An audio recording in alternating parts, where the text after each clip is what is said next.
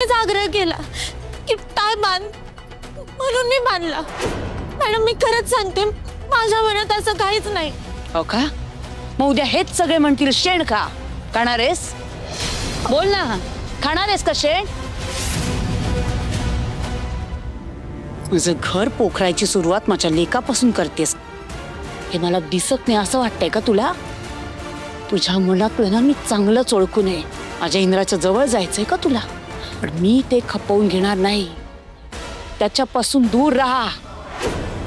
माझ्या घरच्या सुनेचे, माझ्या इंद्राची बायको होण्याचे अधिकार मी तुला कधीच देणार नाही। मला ती बास।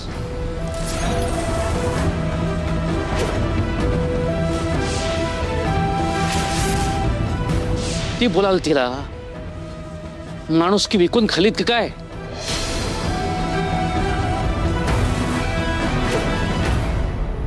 इंद्रा आणि राणीचं लग्न झालंय आता, का सतत त्यांच्या मध्ये येत आहे? का त्यांना एकमेकांपासून दूर करताय? वेळ लागले का तुम्हाला? हो लागले मला वेळ। माझ्या लेकाला या दळीद्री पोरीपासून वाचवताना तुम्ही सगळेजण मला वेडी ठरवणार असाल ना, तर हो आहे मी वेडी। आणि मुळात मी या दोघांच्या मध्ये नाही आलेली, ही फालतू मुलगी माझ्या आणि माझ्या इंद्राच्या मध्ये आली आहे। एक आई मुलाच्या नात्यामध्ये आली ही मुलगी। इंद्राचं त्याच्या लहानपणापासून सगळं मी करत आली ना, मग ही कोण आहे माझे सगळे अधिकार माझ्याकडनं काढून घेणारी? तेव्हाची परिस्थिती वेगळी होती, आताची वेगळी आहे। कसं कळत नाहीये तुम्हाला? आपला इंद्रा काय तर लहान नाही राहिला, आणि जेवढा आईचा हक्क असतो ना मुलावरती, तेवढाच हक्क लग्नानंतर बायकोचा असतो। आणि त्याच हक्कानं राणीने इंद्रासाठी काही केलं तर बिघडलं कुठे? तिचा माझ्या इंद्रावर काही हक्क नाहीये, मी पुन्हा एकदा सांगते तुम्हाला। तुमच्या सांगण्यानं काय होते हो? वस्तुस्थिती काय आहे समजून घ्यायला नको? अब तुम्ही नका बोलू मॅडमला, काय त्यांच्या बोलण्याचं मला काहीच वाटलं नाही। तुम्ही दोघं माझ्यामुळे भांडू नका, मला नाही आवडणार। उगाच साळसूतपणाचा आवडू नको। तू किती आतल्या गाठीची आहेस ना हे मला चांगलंच माहिती आहे। भासाला खूप ऐकून घेतलं तुमचं मी पुन्हा पुन्हा तेच तेच तुम्हाला सांगणार नाही। आपल्या घरात लक्ष्मीच्या पालवानी एक सोन्यासारखी मुलगी सून म्हणून आली आहे, तिचं कौतुक करायचं राहिलं बाजूलाच, उलट तिच्याच मागे हात धुवून लागलात तुम्ही। आणि मला तुमचं कधी कधी कळतच नाही, तिचा पाय दुखतोय म्हणून तिला शेक देण्यासाठी गरम पाणी किती आहे हे तुम्ही बघत बसला होतात। मग आता असं अचानक काय बिघडलंय? राणीनं तिच्या नवऱ्याचा टाय बांधला, काय चुकलं तिचं? तुमचं आई म्हणून कुठे स्वाभिमान दुखावला आणि कशासाठी? कारण मी हिला माझी सून आणि माझ्या इंद्राची बायको मानत नाही। उद्या अगदी देवाने जरी येऊन मला सांगितलं ना तरी मी त्याचंही ऐकणार नाही। ही माझी सून नाहीये आणि कधीच नसेल, आणि कधीच नसेल, आणि कधीच नसेल, आणि कधीच नसेल।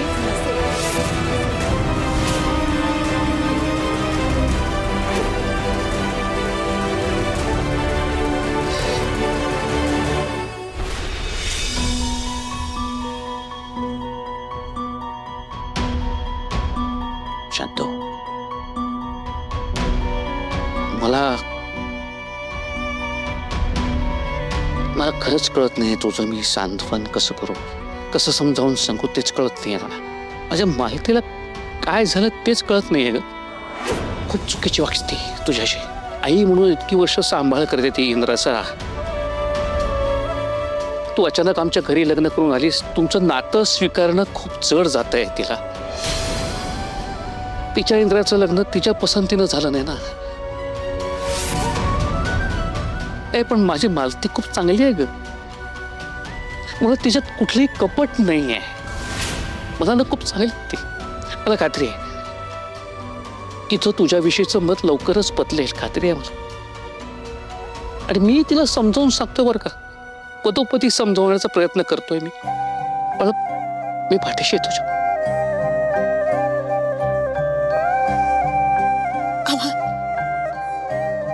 तुम्ही हे एवढं बोललात ना तेवढंच खूप आहे माझ्यासाठी। राणी, तुझ्या आमच्या घरच्यांकडनं काय अपेक्षा तू सांग। आम्ही तुझ्या पद्धतीने ऍडजस्ट करायला तयार होतो, प्रयत्न करतो। हो बाबा काय बोलताय तुम्ही? हो लग्न झाल्यावर मुलींना सासरे जाऊन ऍडजस्ट करायचं असतं, त्यांना सगळ्यांची जमवून घ्यायचं असतं। कोणी तिच्यासाठी ऍडजस्ट करत नाही. आबा तुम्ही पहिले असे असाल ते सुनेला विचारताय की मी काय ऍडजस्ट करू.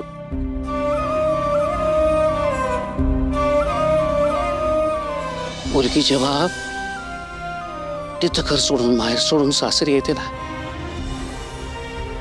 तेव्हा तिला जपणं, तिला समजून घेणं, जाणून घेणं, हे खरं तर सासरकडच्या मंडळींची जबाबदारी असते. आणि तू माझी सून नाही आहेस का, माझी मुलगी असतो. माझ्या इंद्राशी जुळवून गेला खूप त्रास होतोय ना तुला. माझ्या इंद्राचा स्वभाव खूप तापट आहे का, विचित्र आहे. त्याला कामाशिवाय दुसरं काही सुचत नाही. पण मला खात्री तू तुमच्या नात्याची किंमत त्याला दाखवून देशील. तू त्याला माणसात आणशील, खात्री आहे बा. तर एकच इच्छा, प्रेम आपलं घर आहे ना हे टिकून राहावं, यातली नाती टिकून राहावी.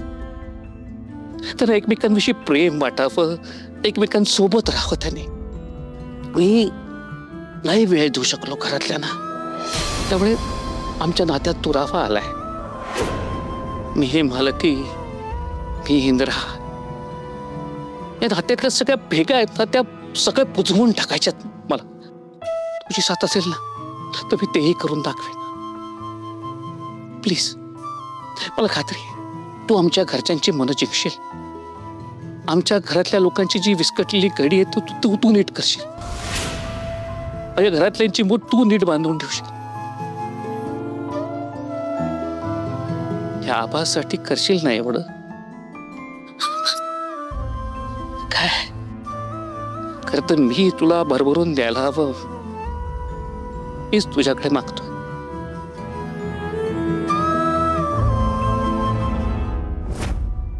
आबा तुम्ही विश्वास ठेवा माझ्यावर. मी हे घर टिकवून ठेवेन. मी एकत्र बांधून ठेवेन सगळ्यांना. तुमचा फक्त आशीर्वादाचा हात माझ्या डोक्यावर असू दे. हे सगळं निभावून देईन आबा.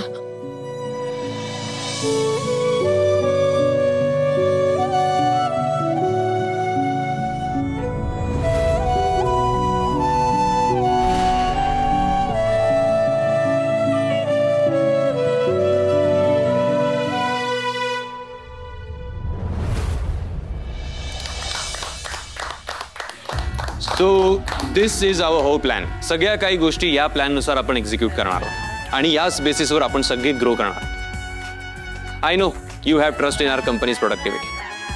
मी तुम्हाला गॅरंटी देतो, आपण जर या प्लॅननुसार सगळ्या गोष्टी एक्झिक्यूट केल्या तर फक्त महाडिक इंडस्ट्रीज नाही, आपण सगळे ग्रो करणार. Great, super presentation.